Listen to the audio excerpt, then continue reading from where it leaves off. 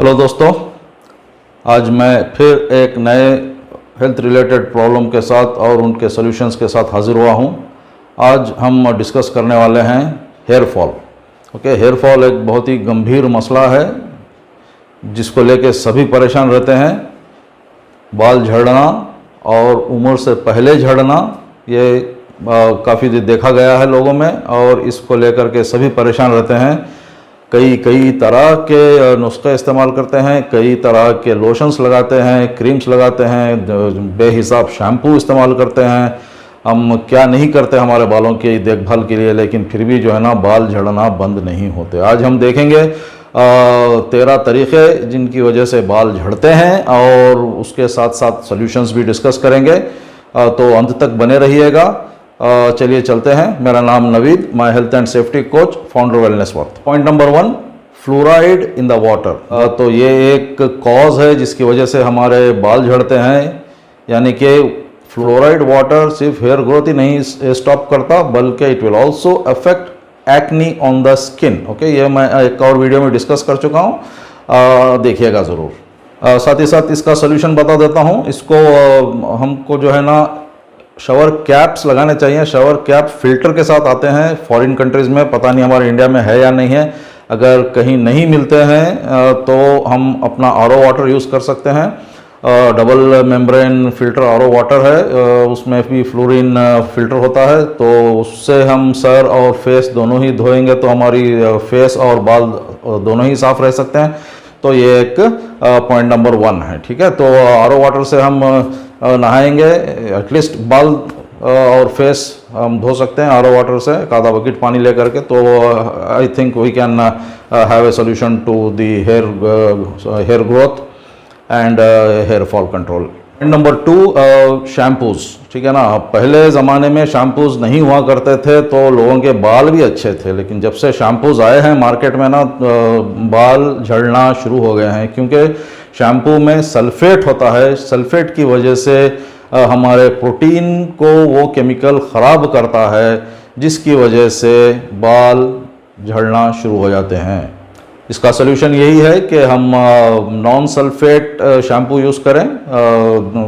बाज़ार में देखना पड़ेगा कौन सा है ब्रांड, तो आप थोड़ा इंटरेस्ट लीजिए, देखिए शैम्पू में सल्फेट जो नहीं है वो शैम्पू लीजिए तो वो बेहतर रहेगा।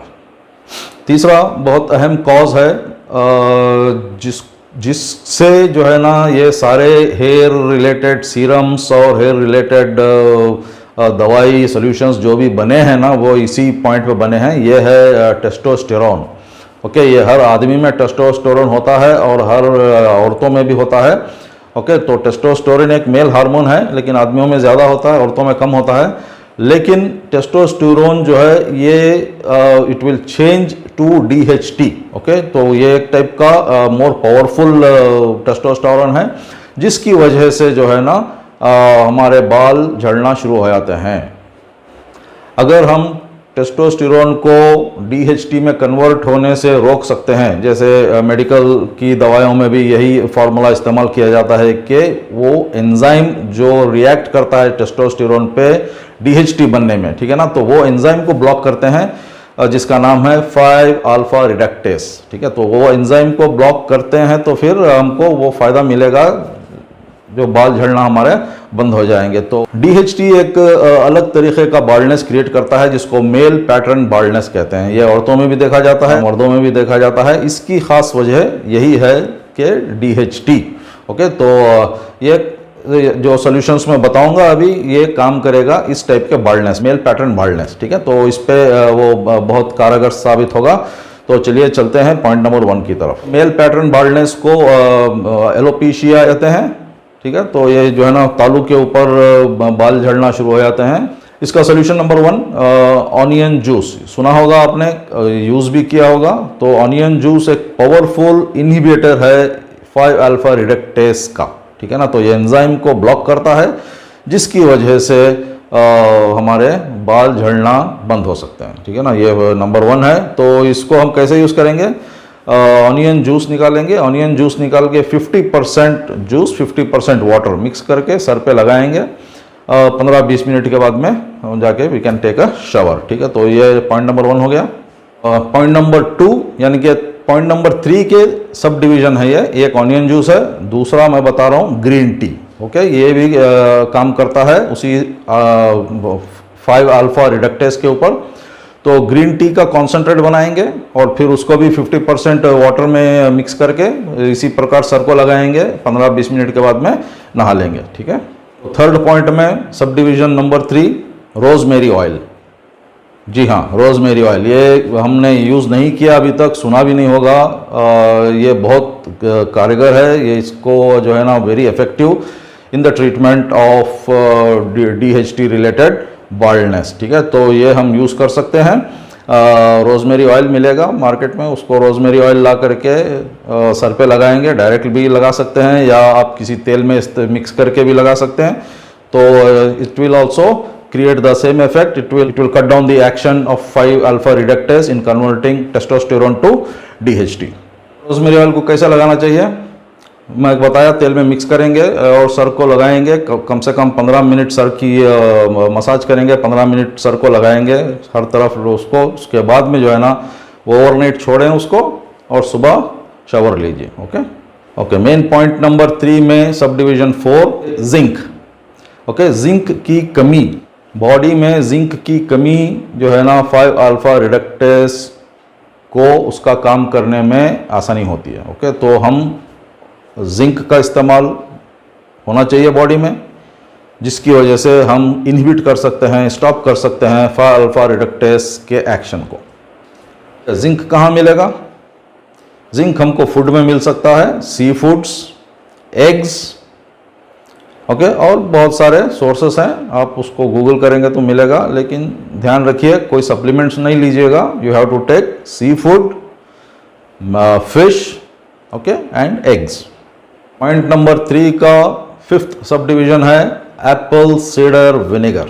ओके, एप्पल सीडर विनेगर को हम 80% वाटर में डाइल्यूट करेंगे और उसको सर पे लगाएंगे, 15 मिनट छोड़ने के बाद में शावर लेंगे। ठीक है ना, तो दिस विल क्रिएट और this will cleanse the scalp. Okay, ये हमारी तालू को साफ करता है, हेयर फॉलिकल्स को क्लीन करता है, जो ब्लॉक हो गए होंगे उसको निकालता है। फिर जो है ना हमको वो मदद मिलेगी हेयर्स रीग्रोथ के लिए, ये आसानी होगी। ठीक है ना, और दूसरा जो है ये जो बाल हैं उसको भी शाइन करता है, it will provide shine to the existing hair.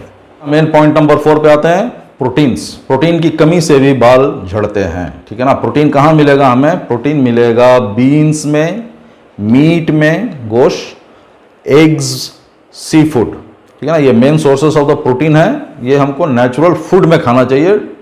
तो ये हमारी बॉडी एनालाइज करेगी और जो चाहिए हमारी बॉडी को, जिसकी कमी है वो प्रोटीन वो उस फूड सोर्सेस से लेती है और बॉडी को अपने आप को मेंटेन करती है, सस्टेन करती है, जिसकी वजह से प्रोटीन की कमी पूरी होगी और बाल झड़ने से बचेंगे। पॉइंट नंबर 5, ट्रेस मिनरल्स की कमी। अक्सर हम लोग सही तरीके से खाना नहीं खाने की वजह से हमारे बॉडी में ट्रेस मिनरल्स की कमी रह जाती है। ट्रेस मिनरल्स कौन से हैं? Iodine, zinc, cobalt, selenium, specially 7 हैं, वैसे 7-8 हैं, ये 4 का मैं जिक्र करूंगा।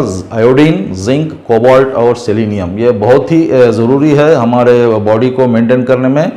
ये थोड़ी सी मिकदार में चाहिए होता है बॉडी को, इसीलिए उसको ट्रेस मिनरल्स कहा गया है, लेकिन ये काम बहुत बड़े करते हैं। ठीक, trace minerals is found in seafood again. Okay, so take seafood as often as possible, eat lot of fish and any other sea food।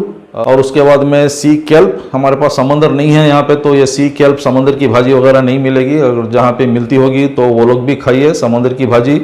और सी सॉल्ट यूज़ कर सकते हैं।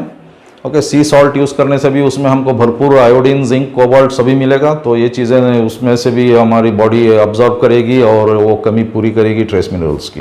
Point number 6, vitamin B complex की कमी।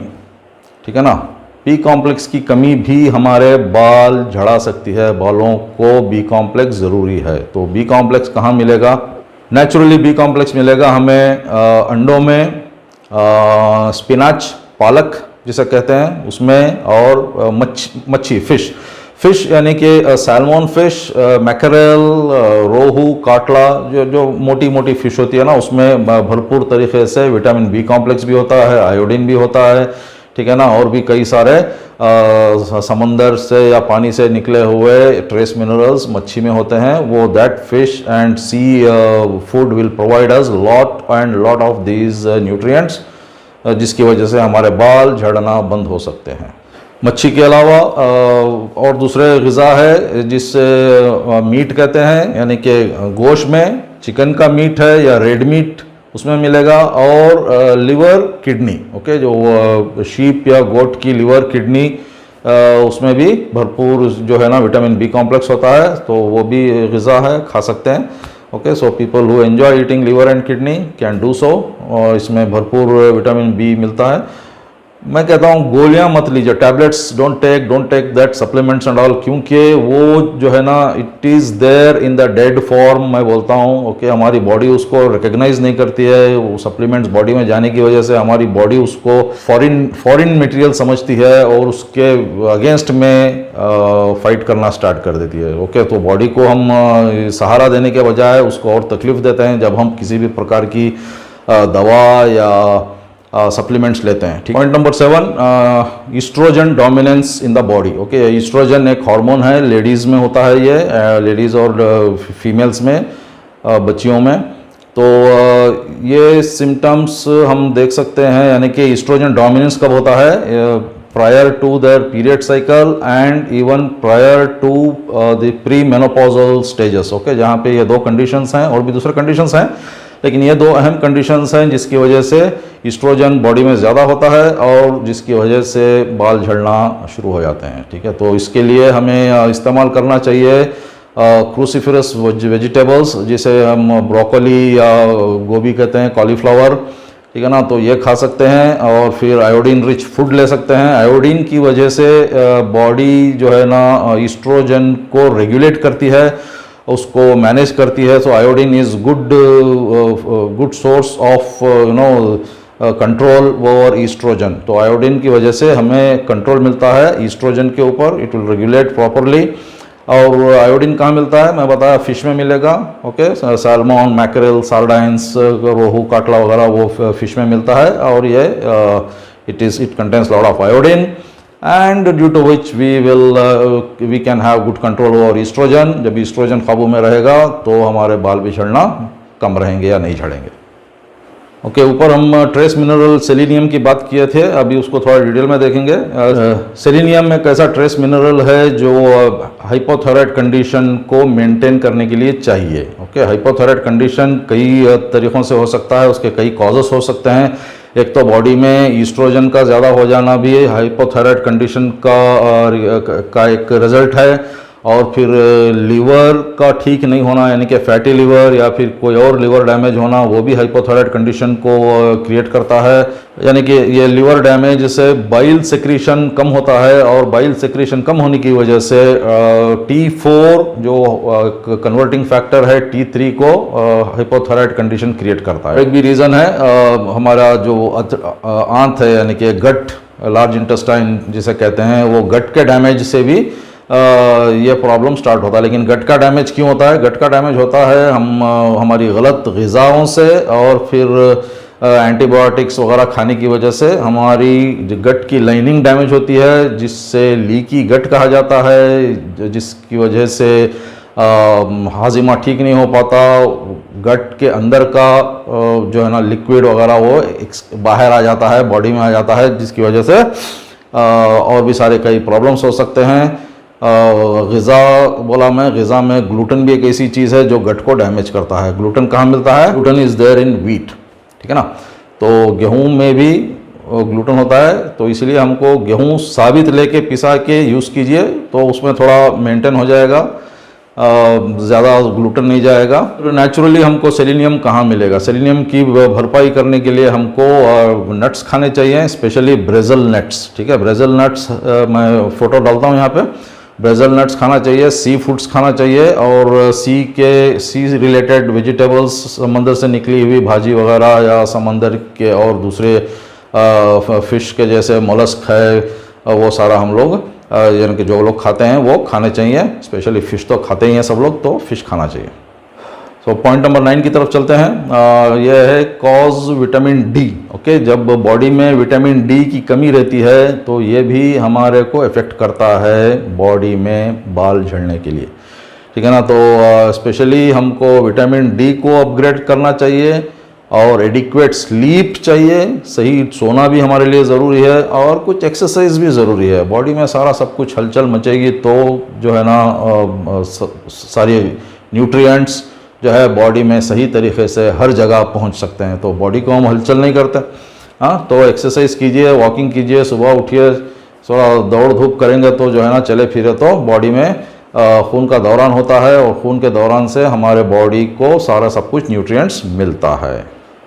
वैसे भी vitamin D पता है सबको, बाहर धूप में चलने फिरने से, स्पेशली सुबह की धूप में विटामिन डी भरपूर मिलता है बॉडी को। और अगर सुबह भी नहीं उठ सके तो हम लोग कभी भी एक आधा पौना घंटा धूप की ज़रूरत है हर इंसान के लिए, जिसकी वजह से हमको adequate amount of vitamin D मिल सकता है। अगर विटामिन डी धूप से नहीं मिला तो ग़िज़ा से भी मिलेगा। ग़िज़ा वही fish, liver, red meat, okay, और एग योक, इसमें सारा विटामिन डी भरपूर होता है, वो भी खाना चाहिए। फिर धूप में भी जाना चाहिए, जब जाके हमारे को जो है ना बॉडी में विटामिन डी की कमी पूरी हो सकती है।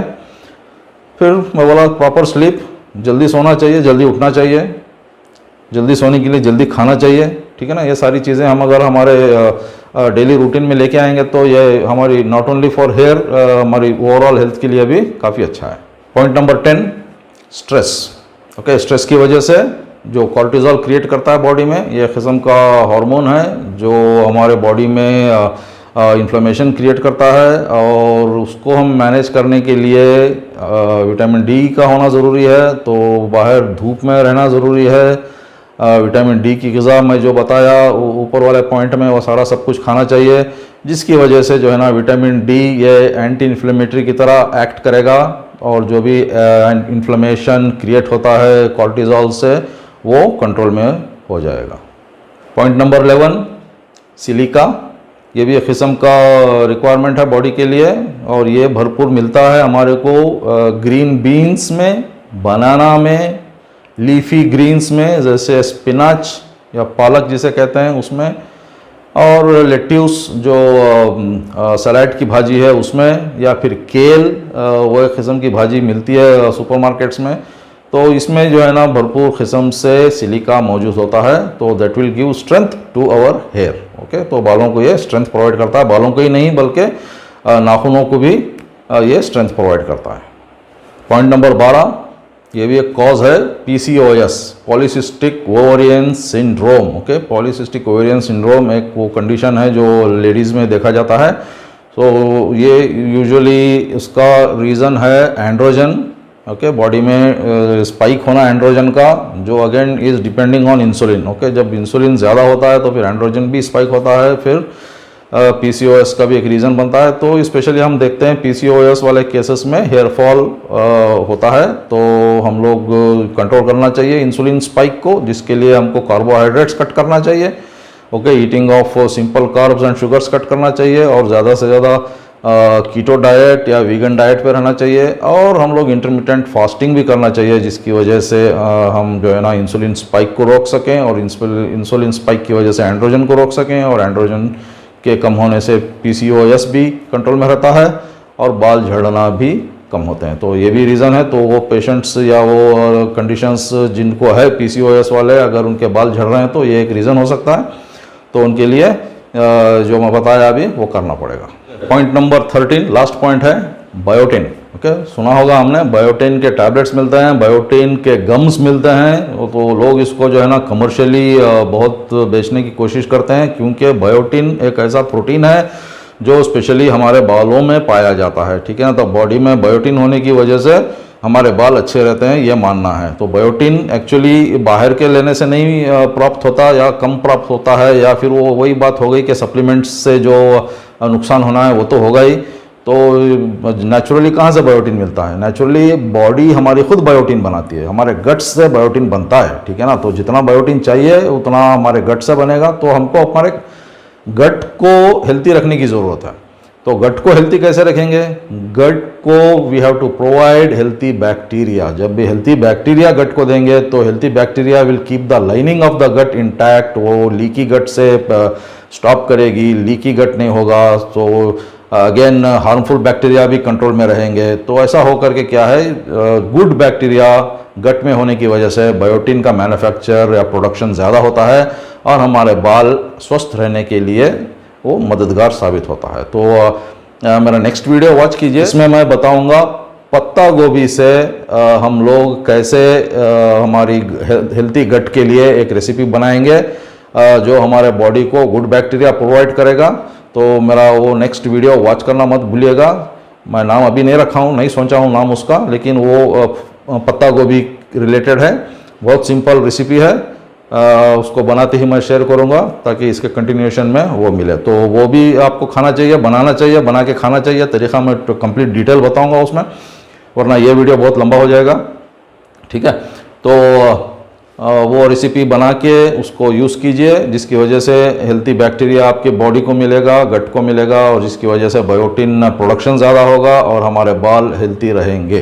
ठीक है दोस्तों, ये 13 मेन पॉइंट्स और 5 सब पॉइंट्स मैंने डिस्कस किए अभी कॉजेस और सॉल्यूशंस के साथ।